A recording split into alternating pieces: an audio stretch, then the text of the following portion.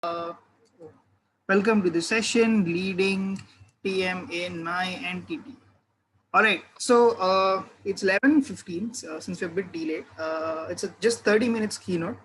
I'm still going to take about 20 to 25 minutes. So before you go to the next session, you'll be with me for this keynote on leading TM in my entity. A3 APLS track. My name is Prayog. I am your regional manager for ED. I was in 1920 and I'm returning in 2021 as well. Before that, I was MCP Nepal, MCVP Nepal, and LCP HUV in India. So I hope India, Nepal, are you guys attending? I'm watching you. All right. The objective of this quick 30-minute keynote is to understand the state of the talent management in the region, and also the role of president as P commission in giving direction to talent management. So up soon, the presidents with your MC teams would be MCPs would be going for replanning, and also LCPs, the elected LCPs, will be going into their planning. So when you go into replanning or planning, what is the TM direction you should have? What is the thought process you should have? To understand this, before that, that's why I'm going to give you a quick state of TM. That's the objective of the session. So what you may learn from this session is what is the current state of TM, what are some of the things we are tracking at a global and regional level, develop a thought process or what should I track in talent management in my entity, and get direction in terms of take forward in upcoming planning and replanning. So before I entered into the session, I would just like to remind at any given point in time, if you do not hear me or do not understand me, please type it in the chat. I will take Q&A at the end. All right. Give me a thumbs up if you can hear me and all is cool. Cool, like a pool. Give me a thumbs up. I see people are giving thumbs up. All right, nice, cool, amazing. So let me directly begin. So I would arrange it this like this. It's gonna be one-way delivery since it's a keynote for 20 minutes, and then at the end I'll have some time for Q&A. All right. So before going into the state of TM in ISEC, basically, I was researching on some of the issues external companies are facing due to the pandemic in HR processes, especially. So there is a trend all over the world that these five are the biggest problems the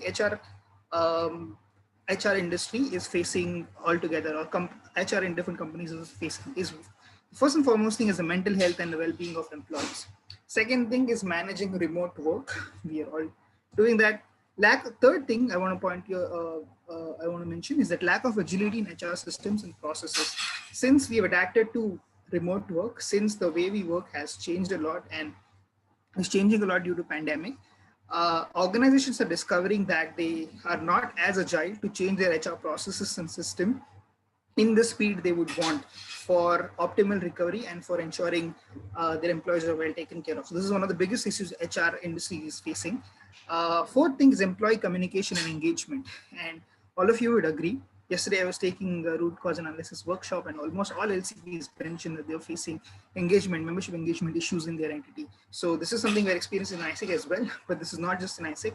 All over the world, external companies are also facing this as an issue. And last but not the least, which takes a toll on majority of us, especially as presidents and CEOs, is uncertainty about the future direction. We don't know what's going to happen in the future. That's why it's difficult to give direction to HR or change any systems and things like that. And that is one of the major reasons causing a lot of mental health issues and well-being, and also issues with managing HR as a processes. So this is something not just in ISEC, but even external companies are facing. Moving from that, let's see what's happening in ISEC. So let's understand the TM data that we have, all right? Before going ahead, just a disclaimer, this is the TM data taken from the latest SOGA. So this is the latest SOGA inferences coming to you from Q3 2020, which all 21 entities in AP filled it. Good job. And then the GES, which is we did in quarter 2 of 2020, which is specifically for membership research. So I'm going to put some insights from there. And we have a monthly HR survey. Unfortunately, only about 13 or 14 entities filled it. So I'm including that data as well. And also the recruitment tracker we maintain globally. So these are the sources of the data I'm about to present are coming from. So first and foremost, let's understand about the global membership. This is currently based on the SOGA, the number of members we have in the organization, which is 33,500. And according to the analysis of MCVP and according to the responses, they mentioned that the ideal number of members we need to have in the organization is 36,300. So we are missing about 3,000 members. And this is the region-wise distribution of the total number of members and ideal number of members. One thing to take note, I'm just presenting this data as a SOGA Q3 data, but if you look at the trend, the major trend is the global membership is declining. If we compare it to the past 5 years of data, we almost reduced 40% plus of membership. So in 2015 or 14, if I remember correctly, we had around 75 to 80,000 members. And now in the 5 years, we have declined to 33.5. This is the trend of the global membership. Take note. Taking into the regional membership, in the region, in Asia Pacific, we have currently we have 11,339 members. And the ideal number, we expect that we need to have about 12,000 members. So we are missing only a few. This is, in terms of percentage wise, this is good. But if you look into the overall decline in the past few years, this is an alarming situation for the region as well. But current state and the current structures, this percentage balances out. We are just short of a few members, and this is the percentage ideal HR fulfillment in the region. Next, going into the active members, ideal members and percentage ideal HR, if you see in AP, we have about 96% plus ideal HR fulfillment based on our current structures and based on our current membership. And compare that to the other regions, we are quite in the positive, we are quite good when it comes to the percentage ideal HR fulfillment. But this data is indicative of the current structure itself. I'm reminding you guys again and again. Now in the past quarter, we have changed our focus from GV to GT. We are supporting a huge change management process. So there is a still huge uncertainty about the future structures and the future amount of membership we would need. So this is the current state. This is what I'm saying. The next thing, if you want to see, I'm just going to pause on this slide for 30 seconds. You can check entity wise. This is the number of active members you have currently in the entity. This is the number of ideal members versus the number of ideal members you want to have in the LC, and your percentage ideal HR fulfillment. I'm just going to pause you for 30 seconds to take a quick look. Make sure you check your own entity, MCPs, LCPs. We have most of the entities around 90% plus, but there are some entities who are less than 80%. Please take note. All right, so this is the state. I hope you've taken note of your own entity. Moving forward, this is something which we ask all the MCPs in the SOGA, is that how exactly are you tracking your membership, PM processes, your HR, team standards, and different various, whatever KPIs you're tracking in your entity right now nationally, are you tracking it, and do you have a national dashboard to track it? There were 7 entities in AP who said we didn't, and these 7 entities are Cambodia, MOC, India, Nepal, Pakistan, Singapore, Thailand. If you have and you reported, this is based on your MCPs or like whoever filled the SOGA form, however they've reported. So my question to these entities is, if you're not tracking or if you don't have a national dashboard, it gets difficult to track, and it gets difficult to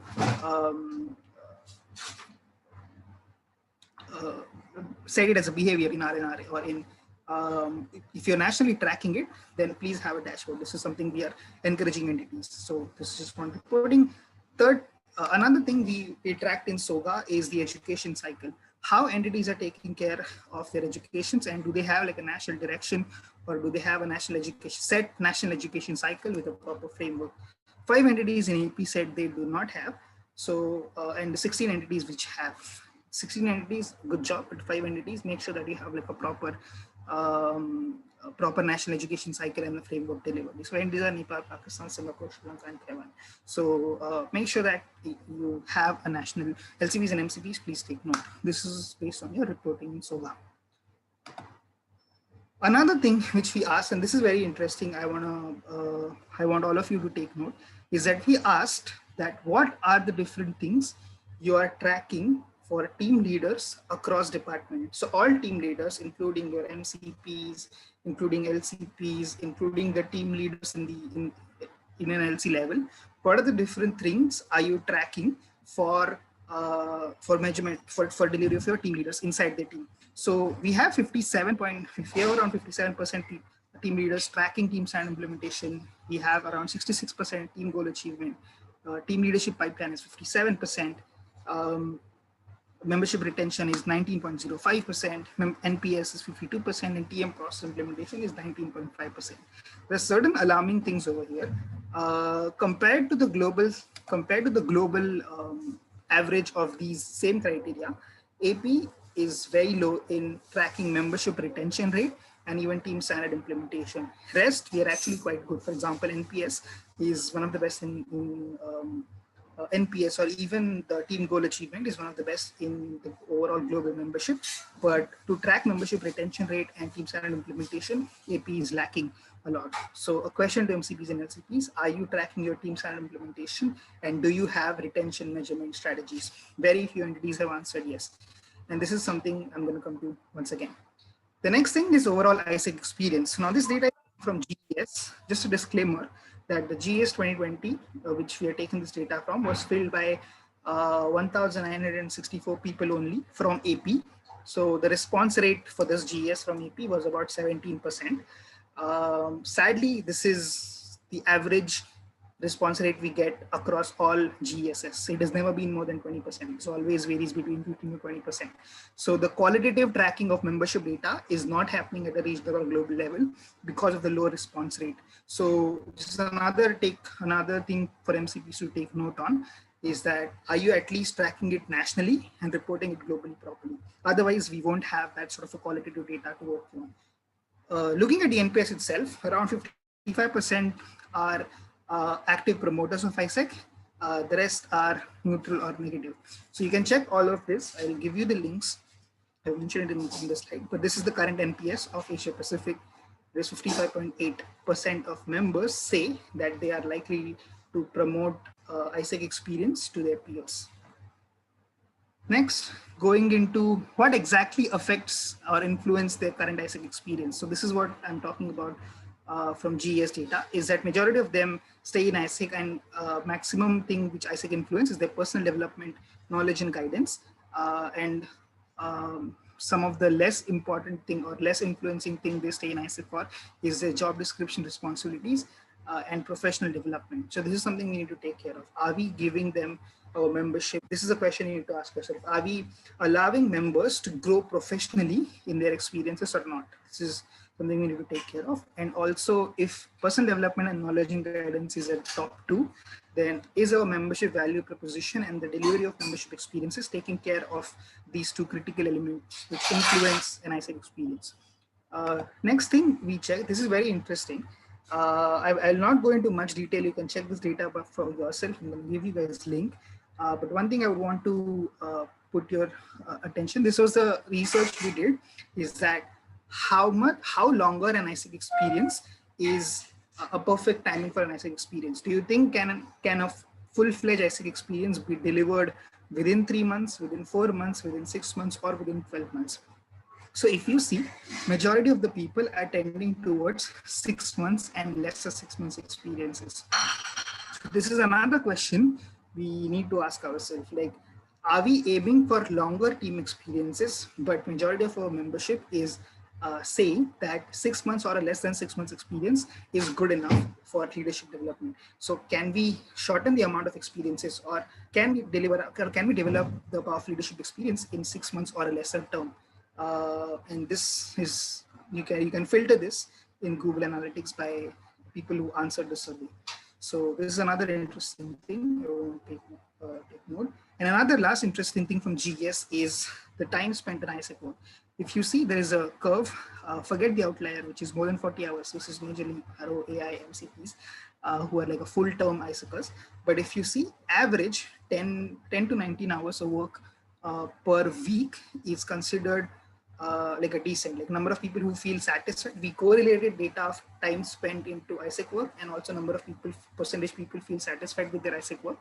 Around 48% people are saying 10 to 20 to 30 hours. So this on an average, about 10 to 19 hours experiences tend to be most satisfying for membership. so that we also need to look into how much of a workload each of the membership we have.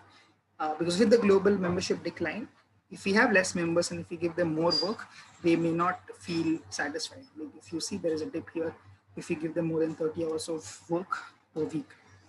Um, Another interesting thing, the last thing I want to mention from the TM data, which we tracked in the past quarter, is the leadership pipeline. About 57.5% of people are saying that they're likely to apply for higher roles, and their reasons being, again, personal development, leadership development, and professional development. So first two are consistent, but third is something we need to ask ourselves: are we actually giving that the professional experience or the impactful experience they want to learn, and practical learning experiences as well? Just pay attention to the top 5. And top reasons for not staying in ISEC for longer is the major two is time availabilities and studying at university. We need to treat this as an opportunity since the work or study has become virtual and things like that. This reason might not, this is something an area of improvement for us. How can we balance the kind of experiences we're delivering with the amount of time available to them? Yeah, this is the data I wanted to present, and this is very consistent with the regional survey also we did last year. So these are some of the reasons member would apply for higher role or they would not apply for a higher role. This is what I wanted to mention. You can get all of this two data in these two links: ASREC/GSQ2Y20 report or ASEC/SOGA Q3Y20 report. I'm going to just pause on this for 10 seconds. I know you'll ask me for link, so just take a note or screenshot of this.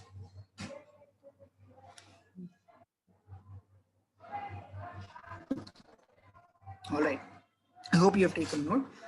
Moving forward. So what do I need to do as a president with all of this data? Before I tell you, before I give you a thought process or before I ask you even more thought-provoking question, I want to tell you a concept of a long-term versus short-term strategy. So what's happening in global level and a regional level is we are creating a long-term strategy for talent management based on ISO 2025. So this is a midterm ambition year. And we would be creating a lot of changes in the TM processes. That's why from AI and RO side, we are taking care of a long-term strategy. But at this particular point in time, we want national entities or MCs and your MCP TMs to work on the short-term solutions and the short-term strategies for the TM in your entity. So based on, all right. So based on, because since ISEC 2025 is still in progress, we have two strategies under which there are certain elements of TM which are coming, still in progress, which is not done yet. We would be working on some of these projects like measurement of leadership, HR evolution, and new membership program. The development of this is still in progress. Unfortunately, I do not have enough information on this because we are still working on this globally. And once we have, we would know this, your MCPs would be a major contributor in taking this process forward in 2025 process and things like that. But these are things, some of the things which are coming, because these are complicated things. One of the global direction is to put all the HR processes on the platform. So platform development, SOPs, creation, all those things are much complex processes. So these are something we are taking care from on a global and regional level. But at a national level, and at the same time, on a global level, we are tracking only these three parameters. We are not tracking any other parameters as of now. At a global level, we are concerned, as far as ISO 2025 long-term strategy is concerned, we're tracking only these three measures, which is number of active members, percentage retention, and percentage ideal HR fulfillment. Okay, these are the things we were tracking: active members, retention, and percentage ideal HR fulfillment. So as a president right now, as an MCP or LCP, what should I do? What should I track now? AI and RO is taking care of long-term strategy. But before I tell you what sort of a short-term strategies you can focus on or what is the direction you can have at a local level, I just want to give you a reminder. Firstly, understand this is a mindset shift that TM is not just another department in your LC or MC, it's a subsystem in itself. So each function should have an HR plan. Each function should be supporting TM in coming up with your TM function would support you in coming up with the HR plan for each of the function, but do take TM seriously and have your HR plan for each functions. You are in the middle of the whole change from GV to GT, you are in the change of LC structure change and a lot of things will come. Make sure that you focus on HR processes for each every department, and don't treat TM as just another department. Treat it as what it is, which is a subsystem. So some of the short-term strategies I hello yeah please mute yourself. Thank you. Some of the short-term strategies you can focus on right now is adjusting your national and local structure based on the GT change management, which is currently driven down globally. Second thing is membership engagement and retention. This is the most important thing right now. You can do at an LC level or even at an MC level to work upon that. How can you engage maximum membership and how can you improve your retention rate? And it starts from first tracking the retention rate and having national dashboards and things like that. And last but not the least, since globally we will be coming up with new membership program and which is still in progress, but I would, as from regional office side, I would encourage you to work on researching and evolving the membership value proposition. Because since a lot of things are changing, the future of work is going to be remote. We need to redefine the kind of value we are providing for our membership at local level. A lot of LCPs also yesterday were mentioning that are the new members connected with the value proposition? Are the new members understanding the purpose or why of I say? So if these are kind of questions coming up, then before your next recruitment, make sure that you do a proper research on the kind of value proposition MCs have nationally and also LCs are delivering locally. These are some of the short-term strategies you can work on. Some of the KPIs you can track or some of the KPIs you can work on, or we are encouraging you to track through our RNRs, regional RNRs and things like that, are these KPIs, which is along with the global KPIs we're tracking, active members retention and percentage ideal HR fulfillment. You can also track some things like percentage NEC implementation, how are you implementing the education cycles, percentage TM process implementation, your team standard implementation and delivery, and last but not least, the membership increase. I'm just going to pause here for 10 seconds. If you want to take a screenshot of some of the KPIs and short-term strategies you want to track.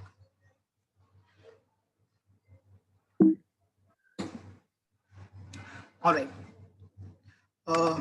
Moving forward, I'm going to directly jump into some tips I want to give for MCPs and then LCPs for their replanning and planning. Firstly, for MCPs, discuss and plan with your MCVP TM the strategic change management in processes and HR processes and systems.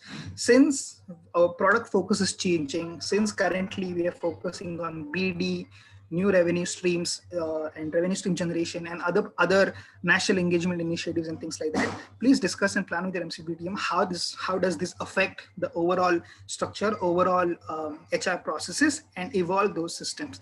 Define the KPIs according to your short-term and also long-term wins. I would encourage you to work on the short-term strategies, but still having in mind the long-term wins for your own entity. So define the KPIs accordingly. Implement national service and tracking mechanism. This is something very important. I was mentioning HR. One of the things one of the challenges we are facing is the agility in HR processes, how quickly we can change and adapt to these processes, these new systems, these new membership program, and all the things which are going to come also from global side soon, is that for that to implement properly, we need to have agile TM processes. What I mean by that, you should have more response rate to your surveys. You should have at least monthly tracking of what's happening with your membership and tracking data. So implement and plan for those tracking mechanisms in your upcoming replanning. Fourth thing is include weekly, ideally, or minimum monthly reporting and key synergy meeting with MCVP TMs and operations. Since a lot of operation strategies are going to change, make sure that you have those key synergies with MCP TM and operations. And last but not the least is align and downscale the national TM plan with the LCPs. The last 5 tips I have, which is probably the second last slide, is before we go into the question answers, is for LCPs, what are some of the tips I have for planning? I'll take like a 5 seconds if you want a screenshot or if you want to take note for MCPs. And then for LCPs, firstly, before going into planning, understand the national direction for TM with your MCs and MCVP TM, You can keep them accountable to coming up for this. Then align your strategies, local strategies, and during your LC planning to measure and report the TM data. Even locally, it is very much important. Third thing is aligning your structures in your local committees. Like align your structures in local committees according to the national direction and the national strategy. Fourth thing, which is one of the most important things LCPs can do, is innovate membership in engagement activities. Like how like you have a national value proposition for membership, which is good, but how at the local level you can add value by coming up with innovative programs to engage your current and the new membership as well after your new recruitment. This is something you can think upon. And I think the last point was not got mentioned, but it was majorly about aligning your TM processes with the national direction. So quickly taking up a recap is that understand the current state of talent management, long-term and short-term strategies for TM, and planning and replanning tips. This is something which we looked into this quick keynote. Uh, so, so to just summarize, what should I track in TM? Everything you want to improve in your entity. You should start from a step that where you want whatever you want to improve in your entity, you should be able to track it. And this is a guiding question which keeps me awake and which I want to share it with you is that anything and everything we do, all the strategies you come up with, whatever you track in TM, ask this question to yourself, like how can my entity deliver a powerful leadership development experience to all my members? Keep this question at the central and innovate and change your HR processes and systems accordingly to cater to deliver to improve engagement, to improve retention. The key thing we need to do is to be able to deliver powerful leadership development experiences. So keep this question in mind. And last but not the least, track it, because if you can't measure it, you can't change it. So yeah, that's pretty much about it from my session. It's a quick keynote. I don't have much time, but I can take one or two questions.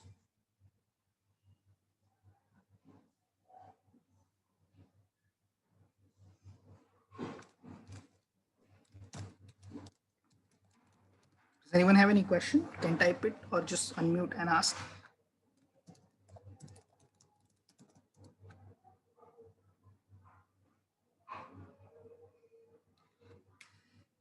Question. All right. If you have any question, you can find me later and I will be able to answer later. Okay, I have a question. Can I go ahead? Yes, sure. We'll take only one question. Yeah, right. So my question was very simple. I think even yesterday's space you talked about this. If you can track it, you can actually change it, right? But I think a lot of times what happens is that a lot of intangibles come into the picture when you talk about stuff like membership engagement. Because yesterday, even though like a lot of our topics were questions were revolving around how the membership is not engaged, I don't think we have a clear metric to understand that, at least on a local level. Either we have to wait every quarter for an NES to come out so that we check, or we don't have any other sort of metric per se. So how do you suggest we go around tracking these intangibles? Say something, productivity is very easy to track, but something like engagement and how much they are actually liking working in their department is very subjective. So how do you suggest we do that? That is what I was trying to mention. It is not subjective if you want to track. For example, some of the things you can track to measure engagement should be based on the kind of strategies you want to have. For example, if one of your problems is, say, not enough members are coming to my LCMs, or if one of your problems is your members are not showing up for your department meetings and things like that, if that is the question in your LC, what is the strategy you want to devise around it? So you want to improve the quality of LCMs?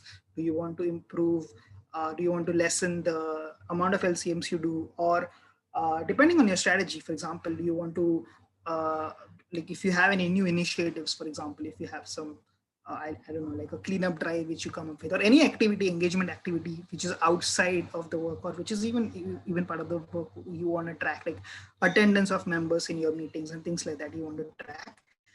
You have to quantify it to a measurable KPI. Only then you would know that it is improving or not. So of course, engagement as a concept can be subjective, but what exactly do you want to improve in engagement? You want to improve their attendance? Do you want to improve their NPS, like the satisfaction of attending? You can have those feedback form and things like that, right? Like one of the things, how are we tracking engagement of delegates in this conference, is we are asking you to fill the feedback form. So based on that, we understand how is your engagement, are you liking the session, and things like that. So again, this is a mindset, like whatever you want to change, you should be able to track. Yeah, that's it. If you have more questions, please approach me. But that's it as of now. Thank you so much, guys. Prayog, there's two questions in chat. Can you answer them like privately, please? Because I think we don't have time. Oh, Yes, thank you. okay, I will ask